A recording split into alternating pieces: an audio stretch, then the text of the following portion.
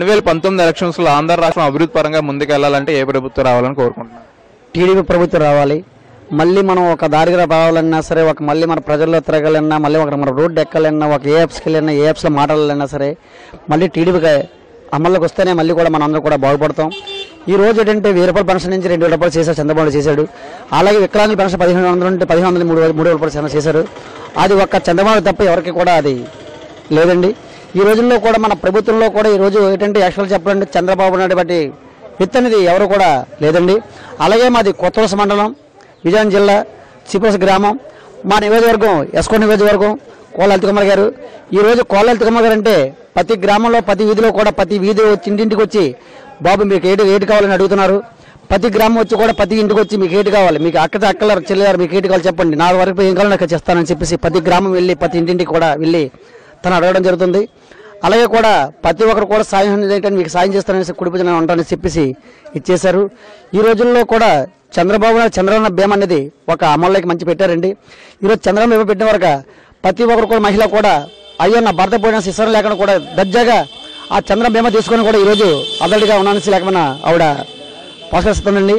అలాగే మళ్ళీ కూడా ఏంటి ఈరోజు టీడీపీ ప్రభుత్వం వస్తే మళ్ళీ కూడా మనకు అందరూ రాజ్యం బాగుంటుందని చెప్పేసి చంద్రబాబు రాజ్యం బాగుంటుందనేసి ప్రజలందరూ కూడా కోరుతున్నారు.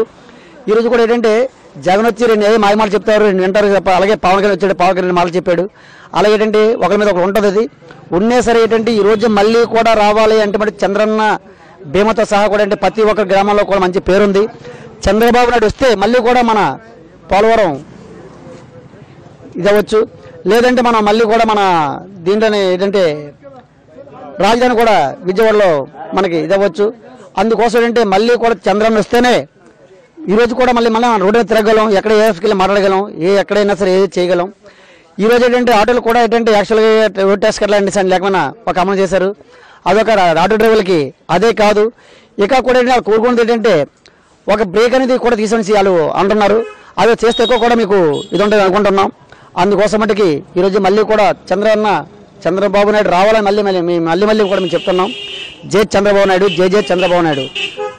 డెవలప్మెంట్ పనులు ఎలా ఉన్నాయి సార్ ఈ 4 సంవత్సరాలు? మాకు ఈ 5 ఏళ్ళలో కూడా ప్రతి విషయంలో కూడా ప్రతి డెవలప్మెంట్ కాదు స్వామి. ఒక డ్రైనేజ్ డెవలప్ చేయొచ్చండి, ఒక రోడ్ డెవలప్ చేయొచ్చు, ఒక గ్రామంలో ఒక ఇల్లు అవ్వచ్చండి. ప్రతి గ్రామంలో కూడా డెవలప్మెంట్ చాలా బాగుంది. ప్రతి ఒక్కరు కూడా ఇంటింటికి వచ్చి అడుగుతున్నారు. ఇంటికి చదువుతూ కూడా సమాధానం కూడా అందరం కూడా చెప్తున్నాం. చెప్పిన మేరకు కూడా ఈరోజు కూడా అంతా సగం జరుగుతుంది. మళ్ళీ అందుకోసం ఏంటంటే మళ్ళీ కూడా చంద్రబాబు రావాలని మేము అనుకుంటున్నాం. టీడీపీ ప్రభుత్వం ఉంటేనే మళ్ళీ మనం చేయగలని చెప్తున్నాం. అందుకోసం ప్రతి ఒక్కరు కూడా ఎవరైనా సరే చేసిన తప్పులు ఉంటాయి, అవన్నీ ఉంటాయి కాదని లేదు. ప్రతి ఒక్కరు ఉంటుంది, తప్పు లేకుంటే మనిషి ఎవరైనా చేయలేరు. అది అందుకోసం ఏంటంటే ఏదో చెప్తున్నాడు, ఏదో మాయమాటలు చెప్తున్నా కాదండి. ఈరోజు మళ్ళీ కూడా చంద్రబాబు రావాలని మళ్ళీ మేము కోరుతున్నాం. మా ప్రభుత్వం మా ఆటో కార్మికులు అవ్వచ్చు అండి, ఆటోలో ఒక సభ్యుని, నేను ఒక సభ్యుడిని. అందువల్ల మన అది ఏంటంటే విజయనగరం జిల్లా వచ్చు, విశాఖ జిల్లా వచ్చు, మన శ్రీకాకుళం జిల్లా వచ్చండి. మనం 3 జిల్లా తిరుగుతామండి. మాకు ఆటో ఒక డ్రైవర్ని ఆ రకంగా మేము చేస్తున్నామండి. అందుకోసం ఏంటి విద్యుత్ పని కూడా ఫస్ట్ అది ఎక్కడిగానే మనకి విశాఖ జిల్లా, విజయనగరం జిల్లా వచ్చిందండి. ఆ రోజు కూడా ఎలక్ట్రికల్ 24 గంటలు కూడా ఏంటంటే సీతని అన్ని మొక్కగించి 2 డేస్ కూడా తెప్పించండి కాల్ వేసుకొని. అలాగే మళ్ళీ కూడా శ్రీకాకుళం జిల్లా జరిగిందండి.